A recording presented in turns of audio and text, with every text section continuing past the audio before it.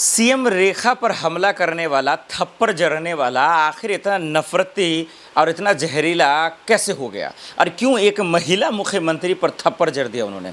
कैसे उनके अंदर इतनी हिम्मतें आई और आखिर उनकी कुटाई फिर क्यों हुई और उनको जेल में जब डाला गया, जो धारा लगाई गई वो बहुत ख़तरनाक धारा है।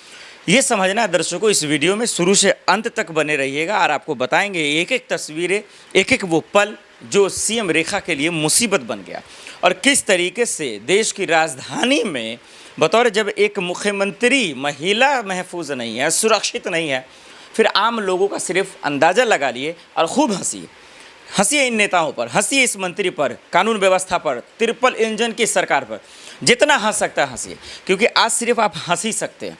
इस सरकार से सवाल पूछिएगा, वो आपको जेल में डलवा देगा। इस सरकार की आलोचना कीजिएगा, वो आपको देशद्रोही घोषित करवा देगा। तो इसीलिए आज के दौर में इस तरीके के जो है नफरती गैंग तैयार हो रहे हैं।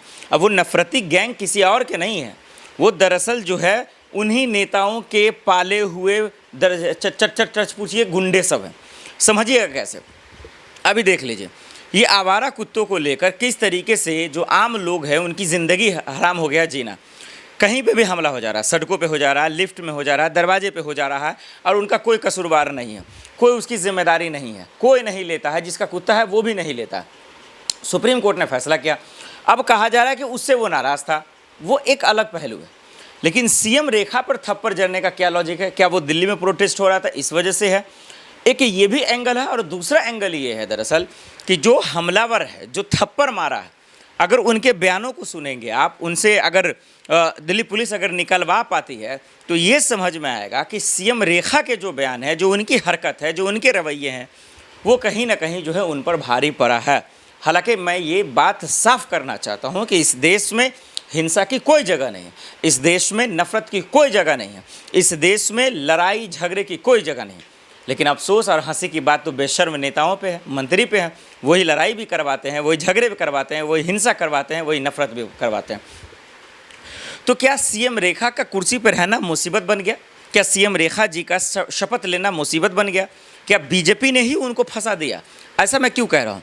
क्योंकि बीजेपी जिसको मुख्यमंत्री बनाती है वो बोलती नहीं है और लोगों को यकीन भी नहीं था कि ऐसा हो सकता है। लेकिन महिला के तौर पर उनको मुख्यमंत्री बनाया, जो वादे हुआ वो वादे पूरे भी नहीं हुए और इसके वजह से जो है ये खेल होना शुरू हो गया।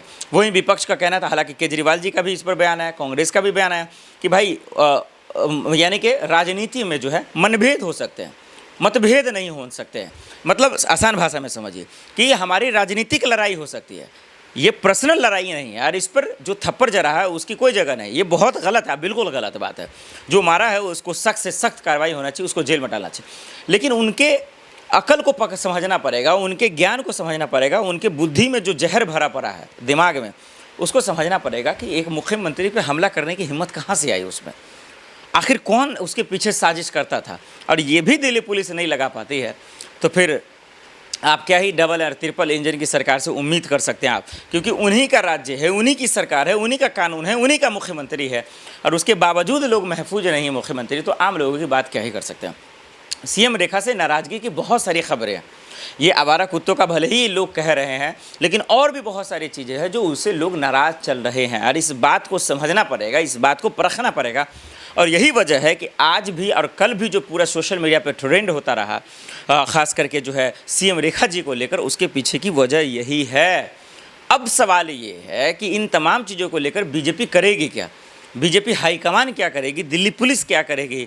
और जो आए दिन हमलावर बढ़ रहे हैं, हमलावरों की संख्या बढ़ रही है, उनका इलाज क्या होगा, ये समझना हमारे और आपके लिए बहुत ज़रूरी है। अब बताते हैं।